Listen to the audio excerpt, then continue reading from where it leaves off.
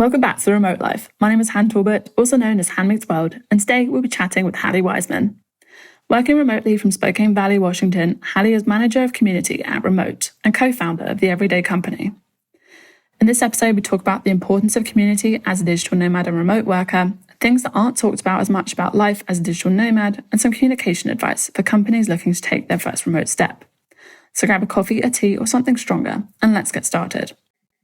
Hallie, welcome to the Remote Life podcast. How are you today? Thank you. I am doing really well. How are you? Doing good. It's funny. It feels like I've done a week already. It's only Monday, and I feel like I've done a whole week already with the amount. Amen. I know. It's one of those things. That's how Mondays go. All good stuff. All good stuff. Let's dive straight in. Tell us about your remote life journey, about you so far, and how it's been for you so far. Yeah, I'll start way back during the pandemic, which is where I'm sure a lot of journeys start.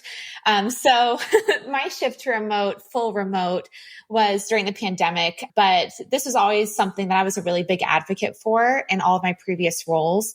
You know, I tried to push teams to work remotely when they needed it. If they wanted like a mental health day, or they could do their role remotely and just wanted a day where they didn't have meetings, I did try to advocate for remote work at previous roles. And so I was at the time working in the ed tech industry when the pandemic hit. And as you can imagine, this was a really, had a big effect on the industry. And so I was a big part of our response to supporting that as a tech company. And during this time, I was also the president of a nonprofit called AMA PDX, which stood for the American Marketing Association in Portland, Oregon. And a big part of what we did was bringing together the marketing community for in-person events, networking events, and professional development. And also, as you can imagine, we had to drastically shift our strategy to support a remote community in addition to networking. And this also affected the way that our board of directors came together, networked, brainstormed, and planned out the rest of the year. And this is really like right in the middle of our board year. Wow. So at this point, you know, I was looking at remote work, thinking about, wow, this is going to be huge for everyone. This is going to impact everyone's life. And that was the point when I shifted my career to working in community management full-time at Remot. And I know that's confusing for those of you listening, but when I say remote, that is going to be remot.com, where I currently work as a manager of community. And, I just wanted to fully work for a company that supported remote work access in both culture and long-term vision for the company. So during this time, again, now I started to align my career aspirations more now with my lifestyle. And my husband and I last year decided to make the move from Portland, Oregon to Spokane Valley, Washington. And we did this to be closer to our family and to find a spot that better suited our love for the outdoors. There's a ton of lakes over here. We love to boat. We love to be outside. And then also starting a family, we just have more space out here. And it was just more aligned with our lifestyle. And then in addition, both my husband and I work, full-time remote. So we're able to travel remotely. We just love the flexibility that remote work offers us. And so we can work, we can travel, we can live our life and have really great work-life balance. That is the ultimate dream. Absolutely. I think, for a lot of us who decide to go remote, it's that finding work-life balance that has just become so important as well. Do you think that, just out of interest, do you think that the pandemic has kind of made people decide that they want to be closer to family? Do you think that's a big factor for people? It is absolutely a big factor. And at Remot, we just published the Remote Workforce Report, where we actually surveyed a ton of different participants, remote workers and leaders around the world. And one of the contributing factors for why people are staying in their jobs was to be closer to family, to move, to have access to remote work. And I think that that's something that was a lot harder previously. And there's also new data that people have that are in younger generations, right? So people maybe in their 30s and 40s now have to take care of family members, like their parents, because they're a lot older.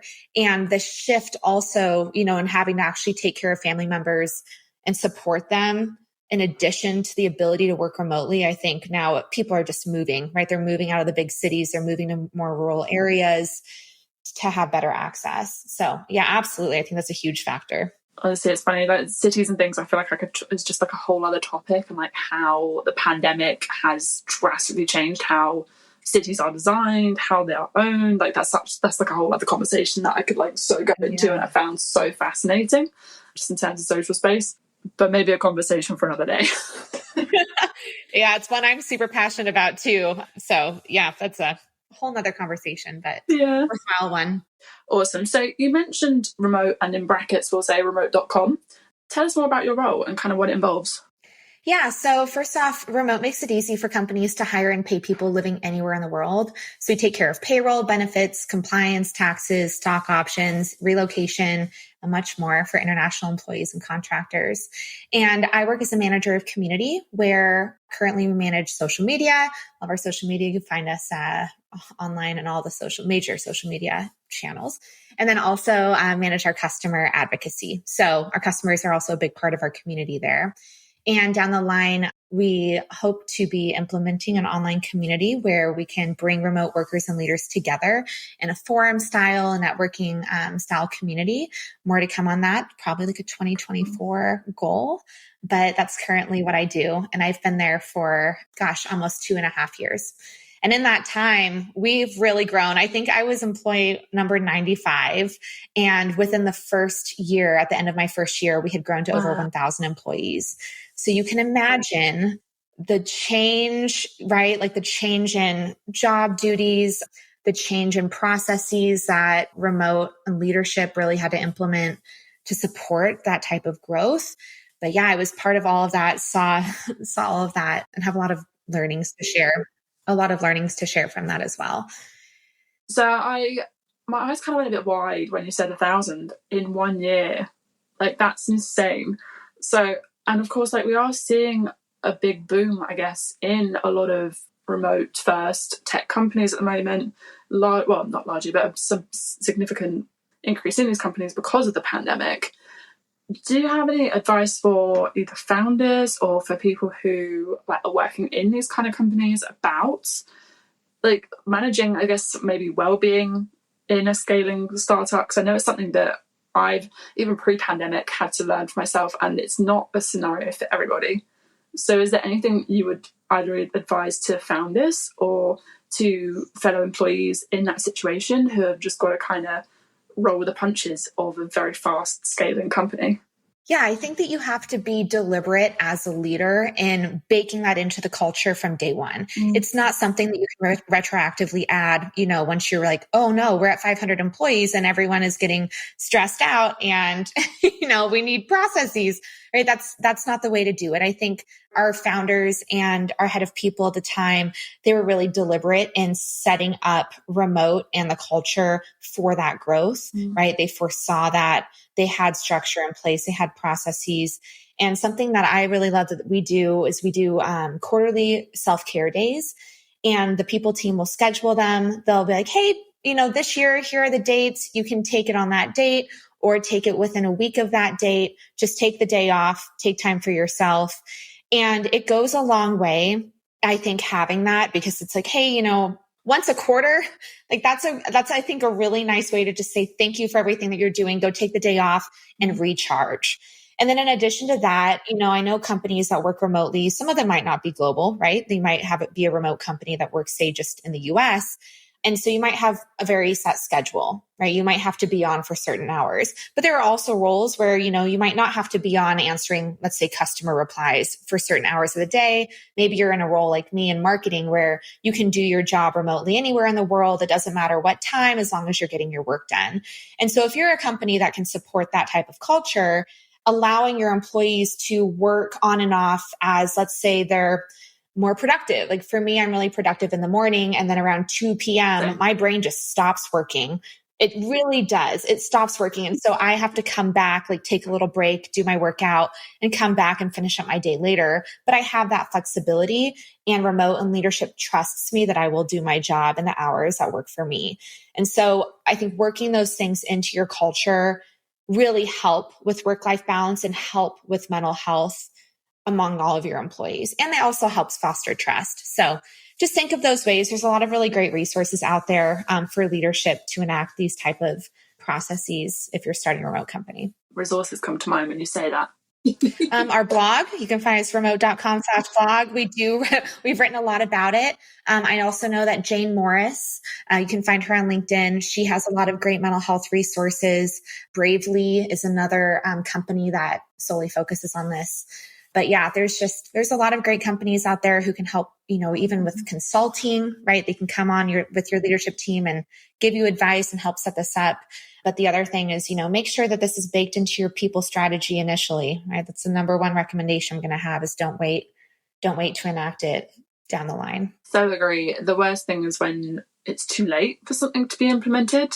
And yeah, I think that's such a big deal. That and trust are probably two of the most underrated things when it comes to online teams and remote teams in general. Yeah, being able to impart that trust, but also impart the feeling of trust in your team too. Not just like, I'm a trusting leader, but also empower your employees to feel trusted is huge for sure. Yeah. But touching upon culture, and so kind of in my mind, therefore, community kind of falls under culture. Why do you think that community is, and having that kind of feeling of community is so important as a remote worker and digital nomad? Yeah. So people who work remotely, and at least for me, we really miss the ability to meet people in person. I know I do. It's something that I have to be really intentional about, especially being somebody who moved to a new place without knowing anyone here. Like that is a whole new level of, man, I really need those in-person connections. I need to have that. And it's not something that remote work can easily facilitate. It's something that a lot of remote companies, global companies, don't have an easy answer for team building, right? Like when everyone's dispersed all over, how do you really find time for meaningful connections and community, even within your own company, when everyone, is in different time zones and, it's just another Zoom call, right? How do you do that? And so community, I think, is really important in a variety of ways. Number one is that if you're a remote worker or digital nomad, you can find specific community groups dedicated to what you do in your role. So there are just so many different groups, Slack channels, online forums, online groups, meetups, etc., where you can just go out and connect with other industry professionals.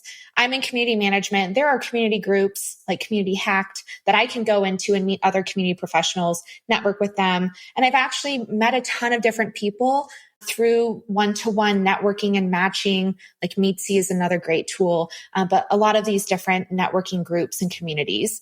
And then eventually, like I've met up with a few of them in person when I go travel places. I'm like, oh, I remember you work in, let's say Mexico. I'm going to Mexico. I want recommendations. Like, let's get lunch, right?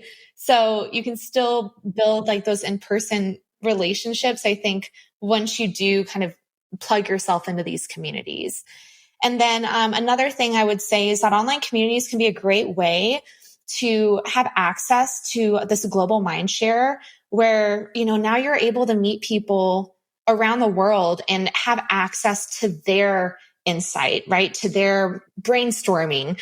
And I think that's something that's super critical in today's world. If you want to stay up to date on the way things are changing in your industry, you want to meet people in a global environment, join an online community. So many of them are free.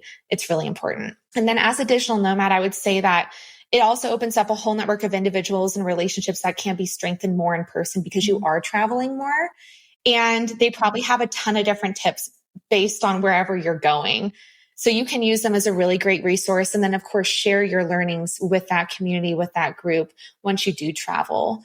I did this when I went to Costa Rica and worked remotely when we were looking at our wedding venue initially, and I did the same thing in Helsinki, Finland last year. We're from Hawaii, and I'm looking for those co-working spaces to meet new people in person. And also, of course, to provide a dedicated space for my work. But I've met so many people just doing it that way. So true. And what I love about the digital nomad community is that it's kind of like, you're not going to meet up at another like coffee shop necessarily about, I'll see you at the next destination. And like before you know it, like you've just casually been to like 4 or 5 different destinations with like different people without even realizing it. Like, oh yeah, no, just pop down the road to like another country, It's quite fun. Like, hey, I'm in town. Like, let's catch up. And you're just like, yeah, and that's another country ticked off the list.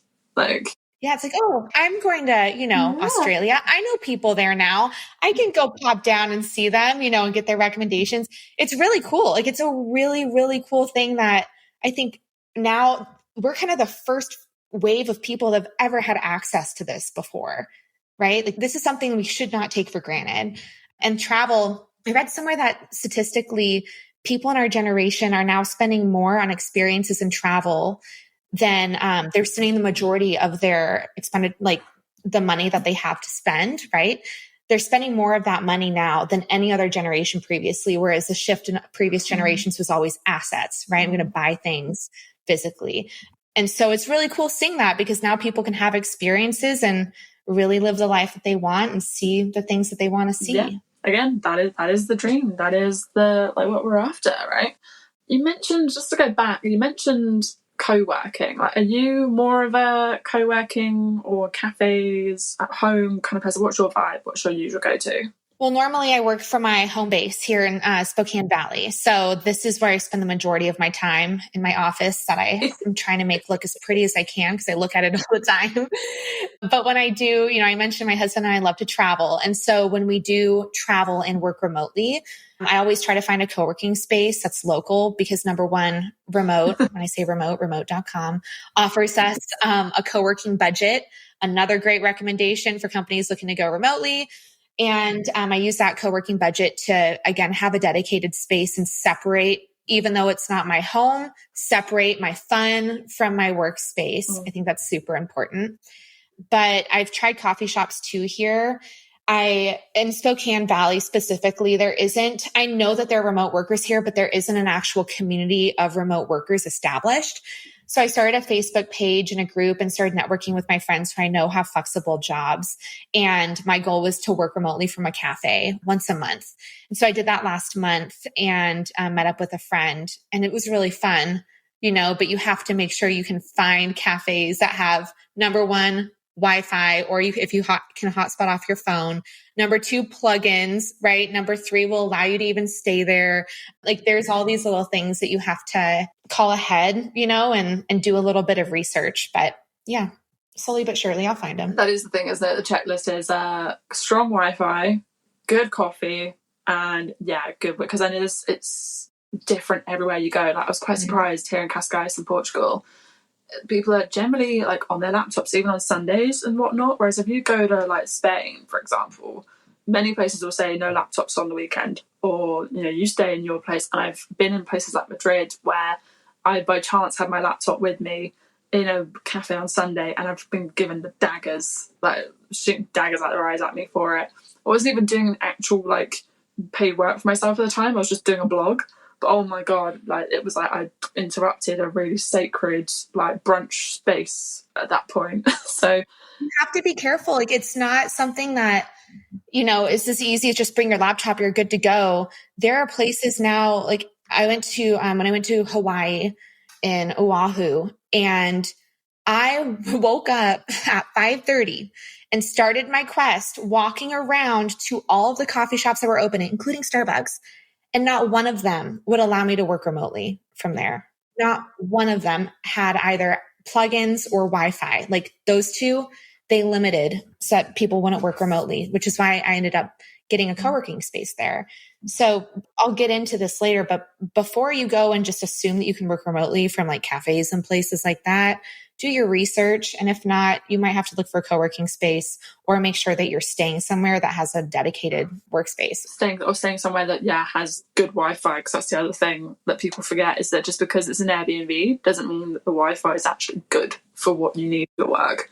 Pardon? Look at the reviews. Yeah. Look at the reviews. Absolutely. But that leads very nicely into my next question, which, do you think there's anything that people need to know about being a digital nomad or remote worker that isn't talked about as much? Absolutely. And I'm going to say that being a digital nomad, it's trending, right? It's something that sounds super fun and wow, like what a life. That's a life we should all strive for. But I'm going to say that it does take a lot of prep time and organization, and it's not as easy as it seems. I don't classify myself as a digital nomad by any means, but I do know a lot of digital nomads. And I've talked to them about this. And you cannot imagine the amount of time that they truly spend mapping out, okay, this is my next trip. This is where I'm going to go. This is what I need to take. These are all the things that I need to research, right? It takes a lot of work. And so my recommendation is if you really want to get into this lifestyle, I would take a handful of short-term trips where you are working remotely and try it out before committing yourself to that lifestyle. Because it isn't just, let's open up my laptop at the beach and just, go to some fancy beach in Costa Rica and just hang out. Like, it's not that easy, so make sure you do your research and try some practice trips first.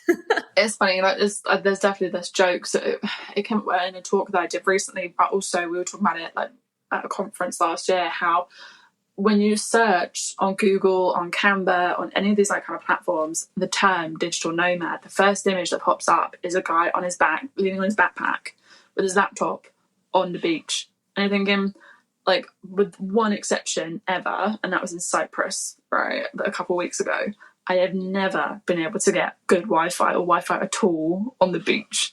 That is just not a thing. So where this like image of that has come from is baffling to me.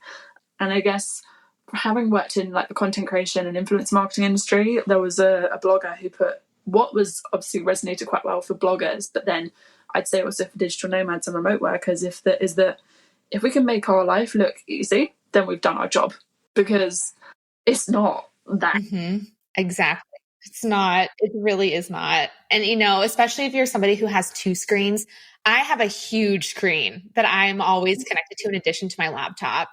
And so getting used to just working from a laptop screen is a challenge if you have a setup like I do. But yeah, it's really, I think, dependent on your lifestyle, dependent on where you are, your stage in your life, right? Like, there's a lot that goes into it, but there are a lot of really awesome people who do it and love it, so not that it can't be done. It definitely can. Worth the effort, but requires effort, I think, is the best way. Also, and I definitely appreciate you also mentioning that not all digital nomads, or not all remote workers, are digital nomads, because it's not something that everybody necessarily wants to aspire to, and we all have different reasons for being remote workers first, I would say. Yep, exactly. 100% agree. To switch things up a little bit, talk to us about the Everyday Company. So I'm one of the co-founders of the Everyday Company, and we're an early stage SaaS startup. And I currently lead marketing, operations, and customer success. And so right now we're on a mission to uncomplicate work life for the knowledge economy. And we're building a platform to streamline the process of turning an idea into reality while removing tedious tasks so that creators can focus on bringing their visions to life. So with Everyday, there are limitless possibilities and more time to experience a better way of working. And what we're really trying to do is to summarize it for people who work remotely or just work, right? You have so many tabs open. You have so many apps open. There's Notion, there's Slack, there's Figma and Asana and just email and all of these different ways of communicating. And we're really trying to streamline that into one centralized platform so we can give you back the time to do deep work and to focus without switching between all those apps. I mean, in summary, that's what we're building. And you can sign up for our limited preview release at everydaycompany.co. It's .co.